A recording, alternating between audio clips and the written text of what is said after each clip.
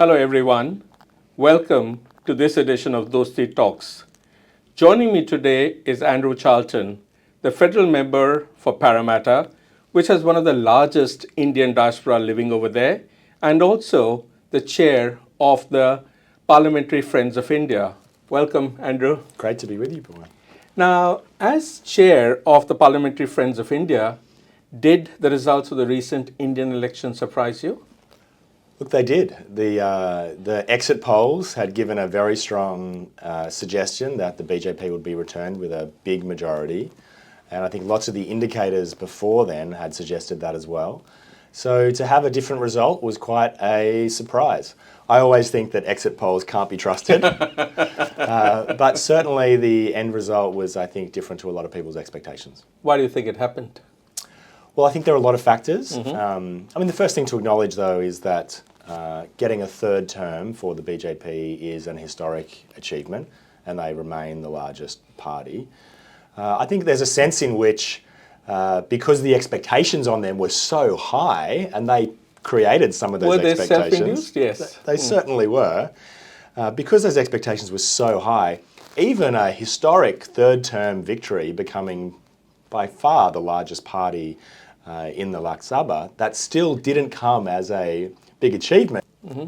Andrew, at a recent function in Sydney, M. Albanese referred to him as the boss, as you may recall at a function last year. Was this an over-exuberance by your own boss? Good question. Look, I think that in that forum, you could not help but be taken by the electric atmosphere. There we were in Kudos Stadium in May last year, right here in Sydney, 20,000 people, incredibly excited to see Prime Minister Modi. The atmosphere was absolutely electric. And I think Prime Minister Albanese's simple point was, this is a rock star reception that Modi received. And I think that's a very true statement. Put it this way, not many Australian politicians get that kind of reception in big groups. Wouldn't it be great if they did? I wish. I think you could get something like that in Parramatta, Andrew. Have you tried that? I think it would have to be a much smaller room. I remember being in the Riverside Parramatta Theatre when you launched your book, Australia Pivot to India. I think you were quite a rock star then. That was a great day, I have to say. That was a fantastic day. Andrew, now the Lowy Institute, and again, this is your hat as one of the experts on India in Canberra, has just released a 2024 poll of the Australian attitude to the world. India is sixth from the bottom, with only Myanmar, China, Iran, Russia, and North Korea below. Why do you think Australians are not warm towards India?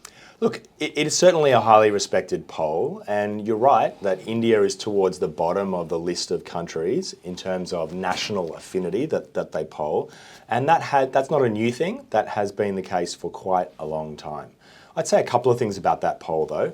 First of all, there are only 20 countries in that poll, so it's not like India's fifth from the bottom of a list of 100. But the major countries, Canada, France, US, England, and even some minor countries or smaller countries like Solomon Islands, Papua New Guinea, and so on. So it's quite representative, and Ukraine even now. So it's quite a big poll. True. I mean, they're in the bottom group of the 20 countries that are analysed. That's absolutely true. My sense of that is that not that there is any animosity towards India amongst Australians. I just don't sense that. I don't think we see Indians as a threat in the way we might see some countries. I don't think we see them as a national security risk to us. We don't see them as a country that has damaged or impacted our trade negatively. We have strong cultural ties. I don't see the results of that poll as pointing to anything that is particularly negative in the Australia-India relationship. More, I see it as a lack of positives. There aren't enough historic and current connections between Australia and India that feed through to get India above some of those other countries. Talk to me through this. You have written a book which I believe is going to be introduced in some curriculums. It's been widely read, promoted, acclaimed. You are the expert on this, and you're telling me there are no narratives of having greater warmth between Australia and India? Well, the number one point I make in that book is that the level of understanding of India in Australia is far too low. most Australians don't understand contemporary India. I should say, despite the great work that you and Indian Link do to translate India to Australians. But still, the vast majority of Australians, I think, do not fully comprehend the nature of modern India, its role in the world, and its importance to Australia. Well, I see that poll as an opportunity to build awareness. I was in Delhi in January this year, and I was at the High Commission. And while I was there was a group of 200 Australian university students visiting the High Commission on a study tour of India. Now, 2 years ago, that wouldn't have happened. 5 years ago, we would have been dreaming of that. I'm going back to India in August this year with a delegation from Australian universities who have increasing presences in India, setting up campuses in the case of a few universities, drawing a lot of students in the case of many universities, building partnerships. So I see the relationship between Australia and India growing every single year. But as that poll reflects, we have a long way to go. Andrew, now staying with the Lowy poll, in the one which just came out, immigration to Australia was also polled. The Lowy Institute poll said about half the Australians think the total number of migrants coming to Australia is too high. About 48% said that, while the other half say it's either about right, 40%, or too low, about 10%. You have undertaken a doctorate in economics from Oxford University. You're an economist turned politician. What are your thoughts on migration and economic growth of a country? Well, my thoughts are that migration is absolutely central to Australia's economic growth. If you look back over the last 30 years, with the exception of COVID, Australia did not have a single economic recession for 30 years. And in that time, between 1992 and 2020, there was no recession in Australia. We were the only country in the world that didn't have a recession for 30 years. The only country in modern history that went that far. Amazing. And the main reason for that, there are many reasons, but the main reason is the high level of migration that we've had to Australia. That just continues to grow Australia's economy as it grows our population. So I think that migration is a good thing for Australia. It's essential to our economic growth, but that migration has to be managed carefully. And there are two elements to that. Element number one is we can't have massive spikes in migration, because if we have massive spikes, really big periods where we get a lot more migrants than normal, our infrastructure can't keep up. Our housing infrastructure can't keep up. Our transport infrastructure can't keep up. So we have to maintain a good level of migration, but keep it smooth rather than spiky. And the problem in the last 5 years is it's been very spiky. We had very low migration during COVID, but Andrew, they have been absorbed. So unemployment in this country is extremely low, as you know, about 3.4%. On the other hand, the latest GDP figures which have come out in the last quarter is 0.1%, so literally zero and moving towards negative. Yet we have the opposition leader, Peter Dutton, a bit of a dog whistling to his followers. Your party has followed suit. Is this debate not leading to demonizing migrants, a substantial number who do live in Parramatta? Absolutely not. I agree with you that the Liberal Party has really tried to blame migrants for economic problems. I think migrants are the source of many of our economic benefits, not problems. And the Labor Party has traditionally and today agrees with that. But we are managing a real spike, and we want to make sure that migration is 528,000 came in last year, but as I said, they were all employed, they're absorbed, they're the people who are working at the petrol stations, at checkout counters, at aged care centers, all these things. I agree with you. Should we not look at working through solutions to the problem rather than just killing the problem itself? No, I don't think we're killing the problem itself. I mean, I do think that you're right that those migrants were absorbed in the labour market and our unemployment has remained pretty strong. But if you look at the housing market and you look at those areas that are particularly affected by migration, particularly rental properties, the price of rental properties in Australia has gone up by 20-30%. But isn't that more a government issue? So you walk through Parramatta, you have all the high buildings in Parramatta. I was there about a week ago seeing a lovely play called RPG and saw that about 40% of the lights in all the buildings were off on a Friday evening at about 7 o'clock. Now, I assume some of them are out.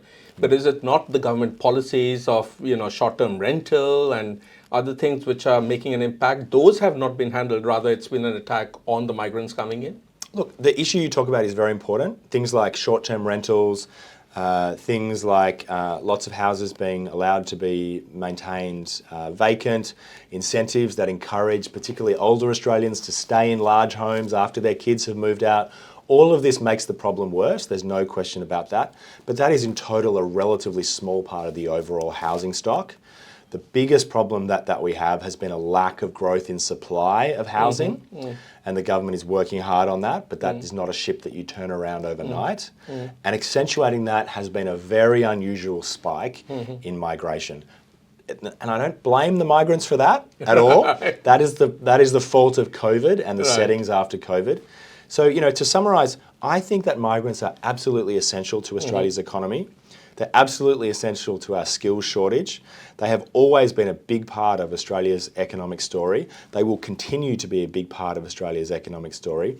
But we have to make sure that that migration path is smooth, that we build the infrastructure, we build the houses, we build the transport to make sure that that migration works for the whole of Australia and works for those migrants as well. Let me get you back on your economist hat and your expertise, and perhaps you can educate us. With lower migrants coming in, do you think it will lead to wage push inflation? Because obviously lesser workers, more demand, cost will go up. Is that a danger you see? Look, I am very nervous about the decline in migration and the impacts on our economy.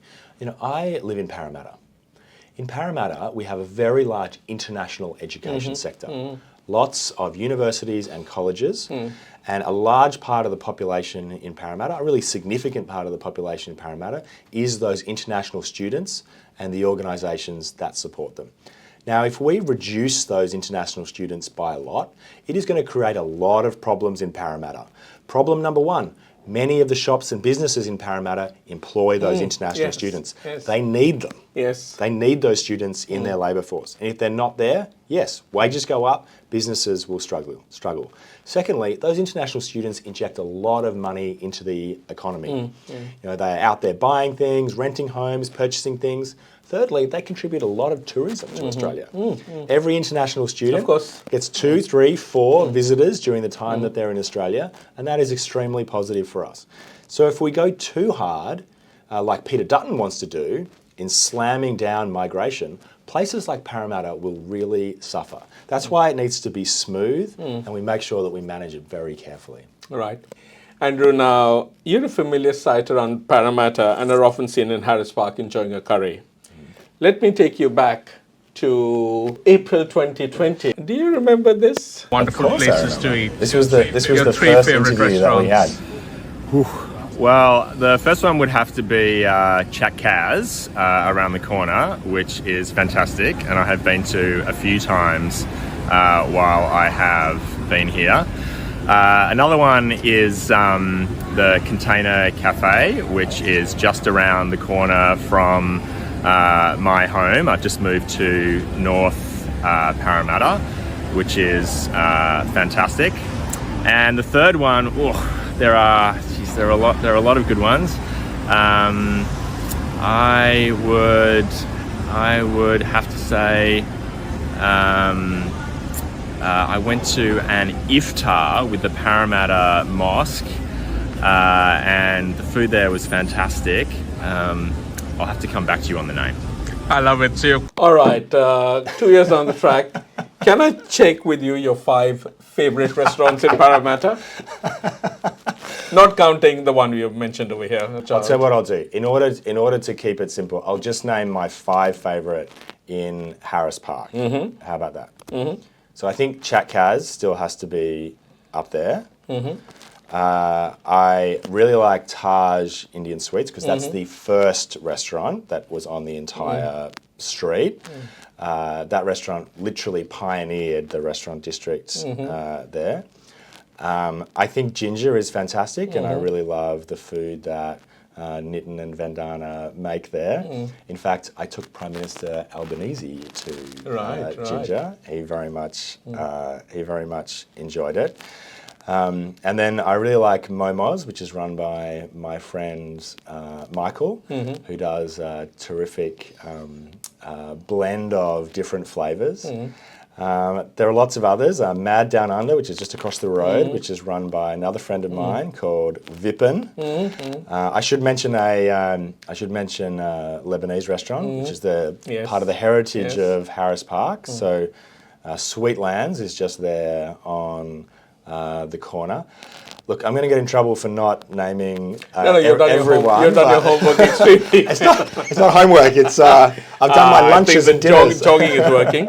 Staying local, Little India seems to have many fathers. We have the Little India Harris Park Business Association. We have Little India Australia. Too many? Look, I'll be honest with you. I think that we need. I think all those organisations have done a fantastic job elevating Little India. I think that for the next stage of Little India's development, it would be great if everybody came together. And if we come together, I think it'll be really positive for Little India. It will enable us to put Little India on the map. And my vision for Little India is that it becomes as famous a destination for South Asian culture as Brick Lane in London, as Little India in Singapore, as the Golden Mile in Leicester. And to do that, I think we need to have one group of people who are applying for grants, doing media, promoting the culture, working together with the businesses. So I think I pay credit to all of the businesses and all the business associations in Little India. But I think the more we can come together to promote that area, the better. Thank you very much for joining us on Indian Link. Pleasure seeing you. Such a pleasure. And can I say that I wish this interview every success, but I hope it doesn't go as viral as our last interview. Thank you.